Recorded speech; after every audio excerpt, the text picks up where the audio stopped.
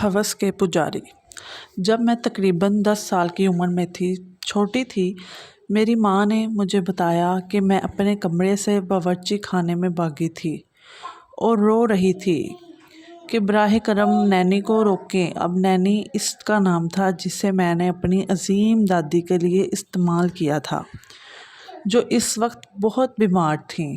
वो चल नहीं सकती थीं, बात नहीं कर सकती थी। एक दिन मेरी अजीम दादी हमारे घर में नहीं थी, लिहाजा मेरी माँ ने यह सब थोड़ा अजीब महसूस किया, लेकिन इस वक्त किसी को बताया नहीं। फिर अचानक वापस आ गई। माँ ऑफिस के लिए हर रोज़ जाती थी और मुझे अकेला छोड़ देती थी। दादी दिन में अजीबोगरीब हरकतें करती थी। कभी ना चलने वाली खुद खड़ी हो जाती और मुझे तंग करती थी। मैं बहुत डर जाती थी। मेरे खिलौने हवा में उड़ते नज़र आते थे। रात को 3 बजे मुझसे खेलते थे। 3 माह बाद दादी मर गई। उसी घर में मेरे वालिदैन सो रहे थे। रात को मेरे कमरे में खून की बारिश शुरू हो गई। मैं रोने लगी, किसी को मेरी आवाज़ नहीं गई। ब्लैक शैडो नज़र आया, वो चीख रहा था। अपनी तरफ से मैं चिल्लाई, चीखी, कोई नहीं आया। अब मामूल बन चुका था।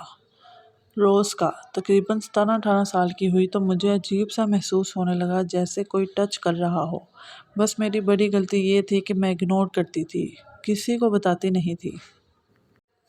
रात को अकेले रूम में सोती थी। पूरी रात हलचल महसूस होती थी। थोड़े ही दिन गुजरे तो मेरे लिए रिश्ता आया। लड़का ज़्यादा पढ़ा लिखा नहीं था, पर पैसा बहुत था। इसका नाम वकार था। मेरा दिल रिश्ते से तंग था। वालिदैन के इसरार पर हो गया। शादी की तारीख भी पक्की हो गई। 3 महीनों के बाद शादी थी। इस 3 महीनों में मुझे कुछ अजीब मखलूक ने बहुत तंग किया। बार बार ख्वाबों में शादी से मना किया गया। जैसे ही मायूं में बैठी, असल हरकतें शुरू हो गईं। मेरे कपड़ों को सुराख करते जैसे किसी ने काटा हो या जलाया हो। रातों की नींदें हराम हो गई। 1 मिनट भी नहीं सो सकती थी। मेरे जिस्म को उखाड़ रखा था।